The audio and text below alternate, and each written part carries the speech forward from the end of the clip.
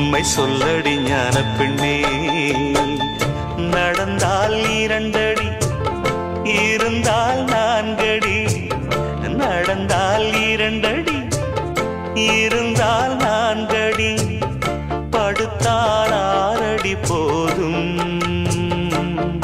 இந்த நிலமும் அந்த வானமும் அது எல்லோர்க்கும் சொந்தம்.